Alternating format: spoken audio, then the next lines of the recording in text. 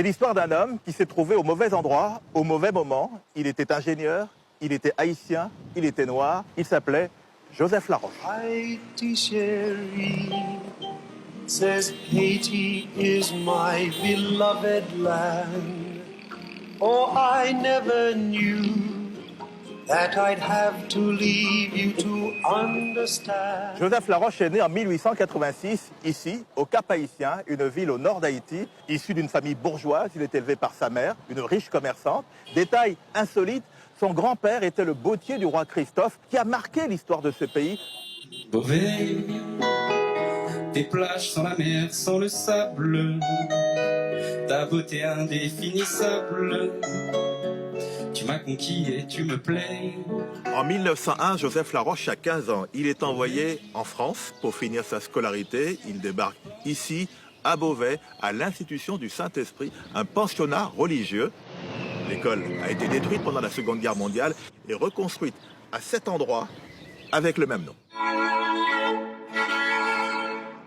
En 1908, Joseph Laroche épouse Juliette, la sœur d'un de ses amis français. Le mariage a lieu ici, à Villejuif. Joseph travaille ensuite comme ingénieur pour le métro parisien.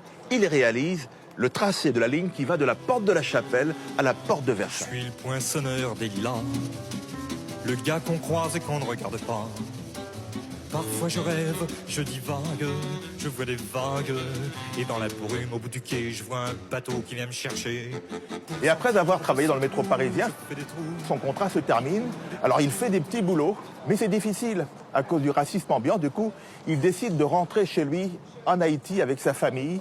Il prend des billets sur le paquebot France, mais au dernier moment, il échange pour le Titanic. On devait prendre le France, mais il n'y avait pas, on n'acceptait pas les enfants à la salle à manger. Il y avait une nurserie. Et comme nous étions très jeunes, ma sœur et moi, mes parents ne voulaient pas nous laisser.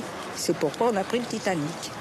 Ce départ de Paris pour Haïti est un bouleversement pour la famille Laroche. C'est une nouvelle vie qui commence, mais avant de prendre le bateau, il faut prendre le train. Départ ici de la gare Saint-Lazare, direction Cherbourg. Vu arriver sur le port de Saint-Marc, serrant la mienne. Deux trains spéciaux sont arrivés ici, de Paris, de la gare Saint-Lazare, le 10 avril 1912. Le voyage a duré environ 6 heures et au bout de 350 km, tout le monde est arrivé à Cherbourg pour prendre le Titanic.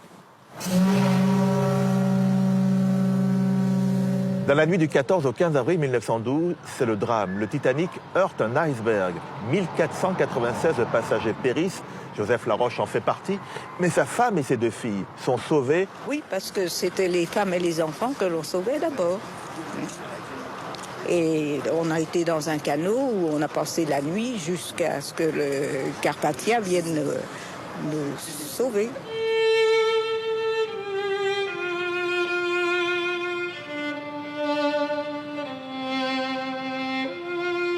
Alors arrivée ici à New York, Juliette Laroche et ses deux filles sont hospitalisées et soignées pour des gélures.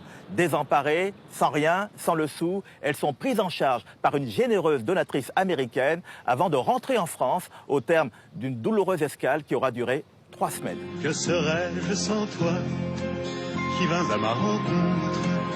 Que serais-je sans toi qu'un cœur... Juliette Laroche est enceinte au moment du naufrage. Elle revient s'installer ici, à Villejuif, avec ses deux filles et accouche d'un garçon qu'elle prénommera Joseph en mémoire de son mari. En 1980, Juliette, qui n'a jamais refait sa vie, s'éteint à son tour.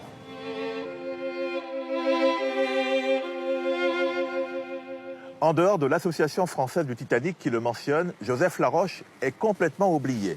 En 1996, sa fille, Louise, retourne à Cherbourg pour un hommage aux victimes du naufrage et en particulier à son père.